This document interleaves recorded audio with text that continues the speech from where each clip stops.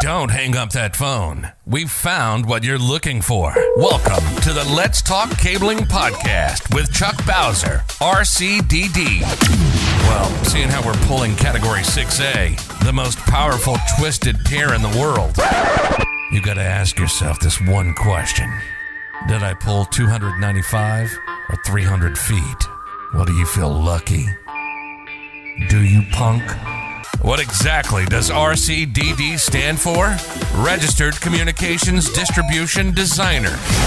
Just the expert you need to ensure your cable plant performs exactly as designed. The elite professional, knowledgeable, and experienced in leading-edge ICT design principles. Now, send the new guy to the truck for a bucket of dial tone and the cable stretchers, while you listen to an informative program on telecommunications. Welcome to After Hours Live. Ask Chuck Bowser, RCDD, Pixie Technician. If I seem a little frazzled today, it's because I had a heck of a day today. About 9:30 this morning, my wife comes walking in the office. I got chest pain. It's coming up my neck. And because of her family history, we went to the ER. I spent the majority of the day in the emergency room. We literally got home about 4:15 or so. And then I was, oh no, I forgot to finish, last night I forgot to get set up for the show. So I had to do all that stuff as well. So if I seem a little frazzled today, that's why, right? That's why. Now, as we all know, we always start every show with, what are you drinking? Now, I'm on TikTok, I'm on LinkedIn, I'm on Facebook, I'm on YouTube as well. So Kalen says he's drinking nothing but after this, he's going to go to Chick-fil-A. Chick-fil-A has the best ice cubes. The best ice cubes. As a matter of fact, funny story. Whenever we go to Chick-fil-A, my wife, and I finish my drink, my wife always, I have to give her my ice cubes. So I thought that was kind of funny. So Big Daddy is drinking Bud Light. I am drinking water. Water. After the day I've had today, I'm drinking water. So there you go. Cheers, my friends. Tell us in the chat box what you're drinking. Oh, that's not just water. That's that's actually a little bit of root beer Zevia as well. I must have thought it was water and I poured water in it. It must have been Zevia. So there you go. So you're allowed to drink anything you want because this is an after hours live show. So you get to drink whatever it is that you want. Put it in the chat box what it is that you're drinking. Okay. Now, the next thing we always do after we check about what everybody's drinking, we turn this light down a little bit because it's just killing my eyes. There we go. So also, you know what I forgot to do? I forgot to put up the QR code. Dang it, man. I hate when that happens. So let me put up my QR code. And you're probably wondering, Chuck, what the heck is a QR code? So we'll put that up there. So see that QR code up there in the corner? No, it's actually that corner. See that QR code? Or you can go in the link tree thing up above. You can actually go on there and find all my social media presence, LinkedIn, YouTube, Facebook. You can even buy me a cup of coffee. You can even schedule a 15-minute Zoom call with me after hours, of course, because this is my after hours gig, and do that as well. Now, if you've been with my show long enough, you know that the next step is going to be the acronym challenge. The acronym challenge. So what is the acronym for this week? So the acronym for this week it's from chapter 21 of the Bixie Telecom Distribution Methods Manual. And so chapter 21, for those who don't know, is Project Administration. And the acronym is PERT, P-E-R-T. What does that acronym mean? P-E-R-T. If you know what it means, put it in the box below. Put it in the chat box. Whatever platform you're watching this show on, put in PERT. What is the acronym? What does it mean? Remember, this has something to do with project administration. Project administration. So it has something to do with project management. So if you think you know what it is, put it in there. Okay? Now, we'll give you a couple seconds because I know some people type faster than others. What does PERT actually mean? Anybody in TikTok? Nope. Anybody on LinkedIn? Nope. So PERT stands for Program Evaluation and Review Technique. So a PERT chart is a visual project management tool that's used to map out and also track all the tasks and timelines on a particular project.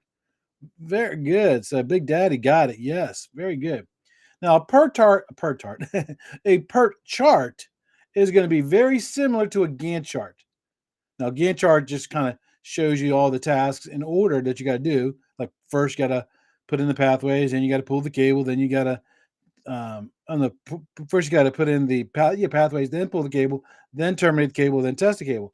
But a PERT chart's a little different because number one, it's free form flowing, so it gives you options to do different tasks, different things, and it also illustrates dependencies where Gantt charts don't.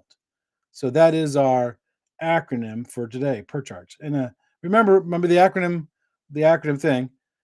Help control the acronym population. Don't forget to spay or neuter your acronyms. We have enough already. We do. We really, really do. So the next thing I want to talk about is turn off that graphic there. This is a bad thing about being the one man kicking band because I'm always trying to. There we go. I moved the QR code to the other side now, so in case you don't know where it went to, scan that QR code. Look me up on any of the social media platforms. Buy me a cup of coffee. All that good stuff. So, what is the next thing that we always do? The motivational minute. Now, the motivational minute this week was actually a pretty good one, and this one comes from it's attributed to Muhammad Ali, although technically I don't know if he actually said it.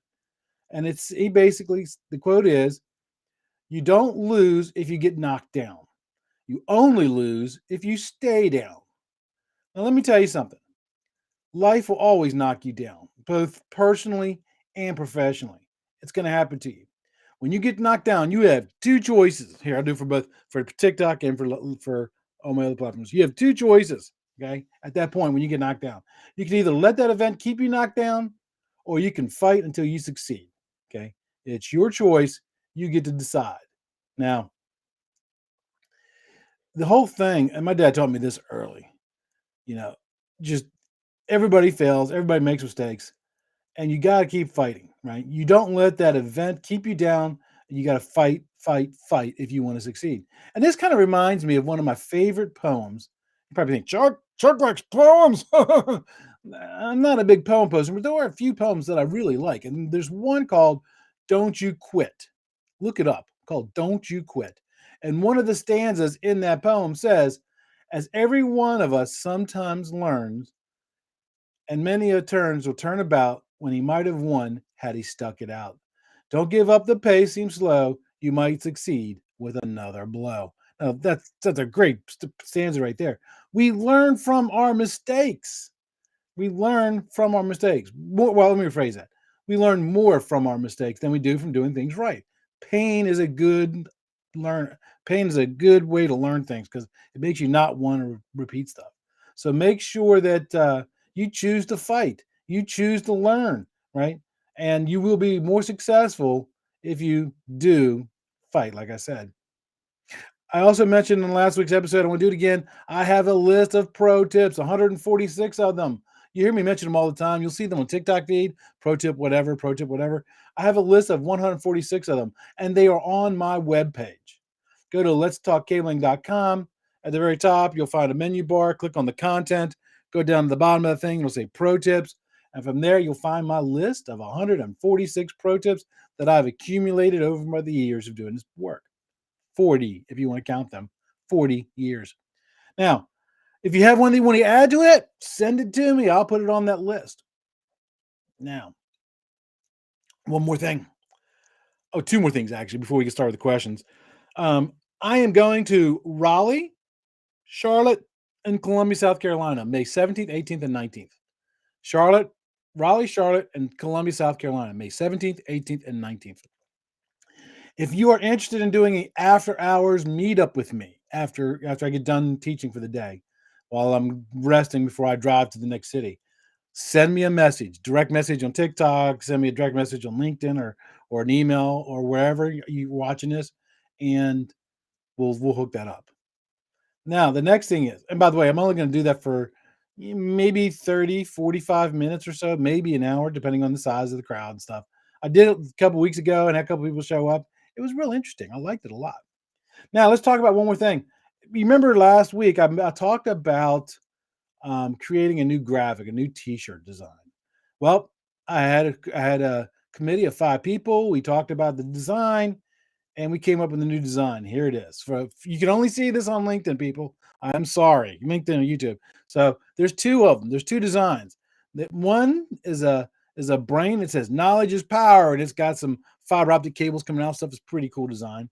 And then another one is just a text that says "Knowledge is power." Now you can get them once I get the store finished set up. You'll be able to buy shirts, coffee cups, water bottles, mouse pads, you name it. They're all pretty cool designs. It's just another way that you can help support this show, right? Support this show because this does cost money to run this show. I got to pay for all these fees for, everything. So let's get on with the first question. So the first question, let me check my captions, see if anybody sent me any questions. Nobody sent me any questions on LinkedIn. So the first question is right there. There we go. So the first question comes from Mohammed Hanazi. I hope I said that right. He's an RCDD and a CNCDP. So he's got some good certifications. Now his full question says, how can we have a thumb rule for installation of fiber and copper patch panels and switches and other active devices in a cabinet from top to bottom? Now, I think what he means in that question is what is the best way to put the best order to put the patch panels and fiber optic enclosures and all the stuff in the rack. Okay. Now, there is nothing in the standards that says you have to do it a certain way. There are some best practices, though, that you'll find in the Big C Telecom Distribution Methods Manual, the ITSA Manual, the ICT Pocket Field Guides. There are some things. But let's first talk about a rack mount unit. A rack mount unit is 1.75 inches or 45 millimeters. So that means that a 7-foot rack has, thank you for following me, has a 45 rack units.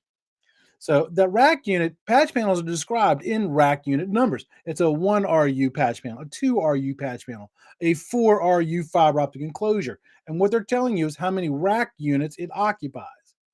So a 4 rack unit would be 1.75 times 4. That's what, 6 inches, I think, 6.25 inches, something like that. So knowing the rack mount units is going to help you design that layout for your equipment because it's going to let you know, A, if everything fits in there, and B, what is the best method for doing that. Now, before you start putting any patch panels, any wire managers, any fiber optic enclosures in a rack, the best thing to do right out of the gate is to sketch it. Get a piece of paper, graph paper, draw that on there, make it scale, make the 1.75 so you can figure it all out. And then you make a couple copies because you probably go through several revisions. And then you can actually sketch it out and how you want it to lay out top to bottom, right? And that's going to help you really work out the problems before you start putting stuff on the rack, right? Now you're going to want to work back from the point to define where on that rack the pavement of the components should start. So the best thing to do is kind of start at the top and kind of work your way down. Now, no 2 designs are going to be the same. I've been on projects where we've had entire 7-foot racks filled with fiber optic enclosures. I've been on jobs where we just had basically just 1 horizontal manager, 1 patch panel, 1 switch. So every job is going to be different. There's no 2 designs that's going to follow, but there are some general guidelines that you're going to want to follow. And here's those guidelines. Whenever possible, always try to mount the fiber optic enclosures above eye level. And that's because of safety. Because if you look in a live fiber with your unprotected eye, it can damage the retina in your eye. So when you put that fiber optic enclosure above eye level, generally most of the time, you're going to be above eye level for most people. Now, the next tip I have for putting in stuff in racks is any heavy equipment. Like if you got a really big Cisco switch, put it down at the bottom. Put it down the bottom of the rack because that's going to be more stable down there. It's that way that if you have it at the top, then all the way to be the top of the rack, that rack could literally sway. So put your heavy equipment down on the bottom. When you're trying to decide how many horizontal wire managers you install, you should install one rack unit of one horizontal manager for every patch panel plus one below. So if you've got 4 patch panels, you're going to put in 5 horizontal wire managers. Okay, and that's just to help kind of manage everything. Now, I've mentioned this several times. There's a movement in our industry that started 5, 7, 8, 9 years ago where they put in one rack unit and one switch right underneath that, and they put in with no horizontal managers. Not a big fan of that kind of system, though.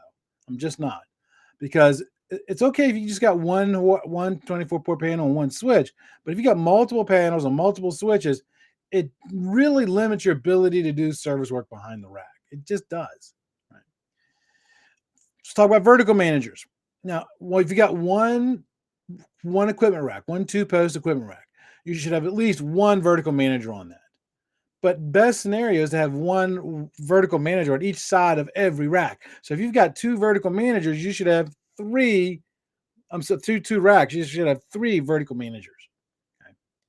Now let's talk about the rack unit numbers. Now the rack mount unit numbers on the racks, or on a central rack, there's 45 rack units. 45 is at the top, and 1 is at the bottom. Just document what patch panel, what horizontal manager gets in each of those rack units. Make it part of the as-built package.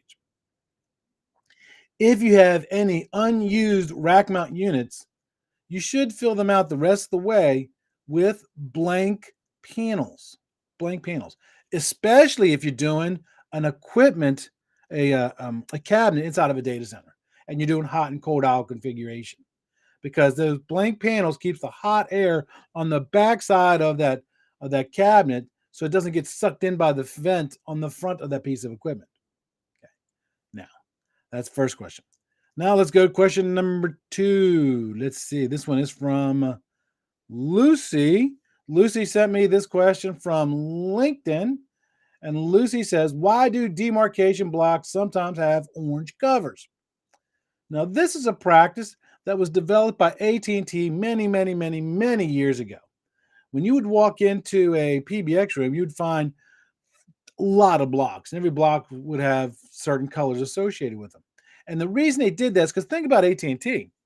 AT&T had thousands and thousands of employees across the United States, and they wanted everybody to do the work consistently across the workforce, whether you're doing work in a PBX room in Baltimore, or a PBX in a room in Tampa, or PBX in a room, whatever city that you happen to be in. Right? So they wanted to be consistent.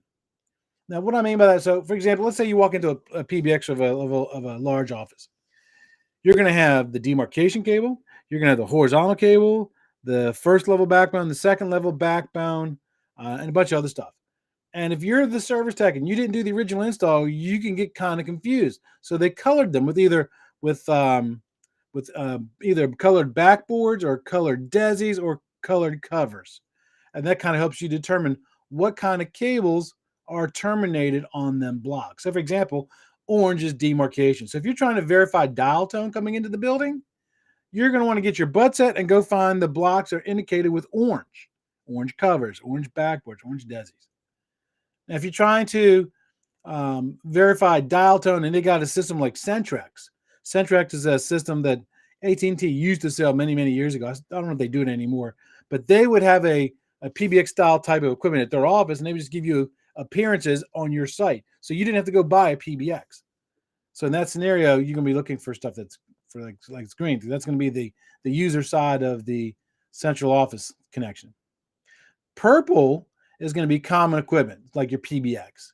So if you're trying to verify, an extension coming out of a switch, that's going to be terminated on a purple backboard or purple desi. Now, blue is going to mean your horizontal cable. The cable goes out to the jack. Gray is going to be your second level backbone, which is the cable that goes from the intermediate cross connect to the horizontal cross connect. And the white is going to be your first level backbone, which goes from your main cross connect to your intermediate cross connect. Now, Canada does have a couple different colors, so it's a shame my Canada guy left already. For example, they substituted purple with white or silver, and they substituted white with purple. So they kind of flipped the white and the purples. Next question. This one comes from Mark. Let me change over to that question. Mark wants to know, Put it on the screen here so I can see it. I'm new to the industry. Can you explain why the foreman is so focused on grounding everything? Now, first, we got to talk about words. Words have meanings. And if you look at the Big C ICT terminology handbook and you look up the terms ground and bonding, because those are two terms that we get mixed up in our industry a lot. So, ground means a conducting connection, whether intentional or accidental, between electrical circuit equipment and the earth, or some conducting body that serves in place of the earth. Okay, so you're driving a ground rod into the earth, you're digging a trench, you're putting a ground ring in the earth, right? So you're doing something, you're getting dirt on your boots, you're getting blisters on your hands, you're doing some hard manual labor because you're doing something with Mother Earth. If you're bonding something, bonding is the effective joining of metallic parts that makes that it's going to form an electrically conductive path that's going to ensure that any current that might get imposed on that conductor will be safely taken to the ground source. So why do we bond? We do that to form an effective joining of metallic parts to form an electric conductive path that will ensure electrical continuity and the capacity to safely conduct any current that's likely to be exposed. So bonding and grounding is for safety. Oh, we do have Canada in the house. Yay, Canada. Yes. So I have two Canada people who follow me. Nice. I didn't know that.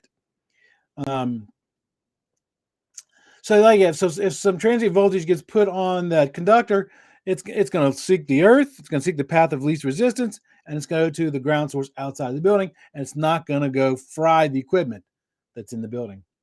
And we do this, and we accomplish this by the amount of impedance across that bonded conductor, right? We got to give it that easy path. If it's done right, the system will maintain 0 volts across all racks and cabinets and equipment. 0 volts. And we create an intentional path for those fault currents to safely dissipate. So like I said, it's going to send it to a ground and we are good to go. So bonding and grounding is a safety thing, not a performance thing. All righty, so let's go to the next question. And this question comes from Sean in an email. And Sean wants to know, what is the best way to bend conduit? What is the best way to bend conduit? You know, I used to think that we cornered the market on quality workmanship by the way that we dress our cables and stuff, because a really good installer is going to cable come, make everything look nice and pretty. Look up Sean Rep on TikTok and Instagram. Sean Rep. That guy is a closet artist. Closet artist.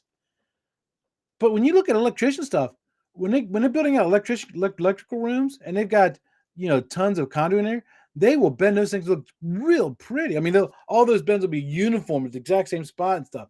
There is a bit of practice that goes into that. So how do you bend conduit? Well, with your smaller sizes, like, you know, 1/2 inch, 3/4 inch, 1 inch, they make a manual conduit bender, and you can buy that from Gray Bar, from Home Depot, Lowe's. You can buy them, but you got to be careful not to overbend them. I've never bent conduit for a cable installation, but I use conduit to make my chicken coops and stuff. And it's easy to overbend and go past the degree bend that you want. So you got to be careful with that. With your larger conduits, like a 4-inch conduit stuff, there's a hydraulic conduit bender that you might want to use, because you ain't going to bend a 4-inch conduit by hand. Okay. Now be patient, because when you first start bending conduit, like I said, it takes Sparky's in the house. Hey, we're talking about conduit, my friend. Yes. Bending conduit takes time to build that experience. And like I said, it can be an art form. It can be really beautiful when you see those closets built out. When you look at the Big C ITSA manual and it talks about conduit, it talks about conduit bends, right? It's going to tell you that somebody's inviting me to a thing. I'm sorry. I'll do it after the live stream, okay? The ITSA manual, which is Big C's Information Transport Systems Installations Methods Manual, which is the book that tells us how to install cabling. Conduit, what's that stuff? Like you don't know. There's one of my friends on TikTok named the Angry Sparky, and he's trying to pretend like he doesn't know what conduit is. Yeah, I know better. So it actually recommends in that book that you use the factory made elbows and bends. Don't bend them yourself. Now they can be purchased in a bunch of different sizes. Like, let me know if I miss any of these, Angry Sparky. 11 1/4, 15, 22 and a half, 30, 45, and 90-degree bends. Okay. I think I got them all. I think it's all of them. Now, here's a beautiful thing. If you need like a 60-degree bend, you can combine two of them. You combine the pre-made 45 and the pre-made 15-degree bend, because 45 plus 15 equals 60 degrees. And you got a 60-degree bend, and you didn't have to do it. Now, here's a tip, though, especially for doing high-performance data cabling, right? If you're buying the pre-made bends, buy the ones with the sweeping bends. Because our cable, when I say our cable, I mean low voltage cabling, is sensitive to how hard you pull on it. If you pull too hard on 4-pair cable, this is not this big bulky cable like my angry Sparky friend pulls. Okay. High performance data cabling, if you pull too hard, you will change twist rates, you will stretch copper, you will break copper conductors. Now, we do like to use pulling lubricant to make our job a little easier when installing conduit, right? Now, if you're using pulling lubricant and you're putting in high performance data cabling, use a lubricant that's designed for high performance data cable, like Polywater or Clear Glide or something like that. Do not use soap from the bathroom. Do not use soap from the bathroom. That has not been designed. To be used as a pulling lubricant. Pulling lubricant, those manufacturers typically will test their pulling lubricant with cable manufacturers to make sure there's no bad effects.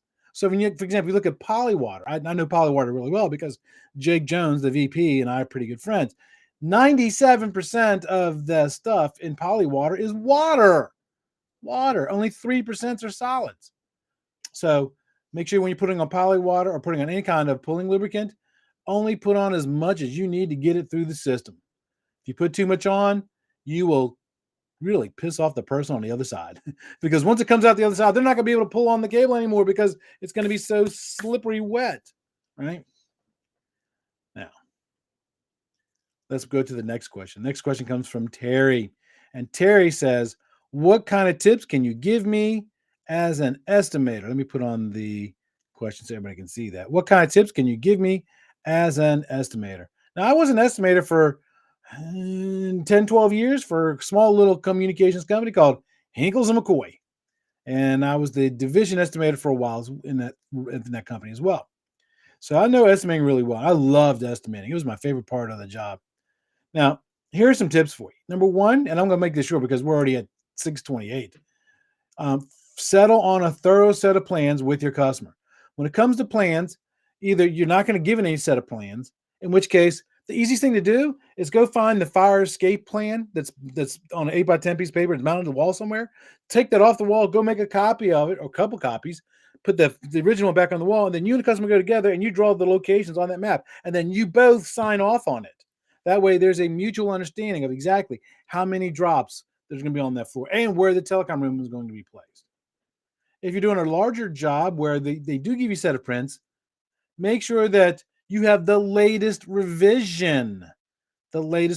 So contact the GC, ask them, what is the latest revision? And make sure your number matches their numbers. Because I've done more than one estimate on a project where we estimated off a set of prints only to find out that we were 2 revisions behind. That's not good stuff. So make sure you have a good, thorough set of plans for you guys to work on. The next thing you would do is get help in areas where you don't have the expertise. What do I mean by that?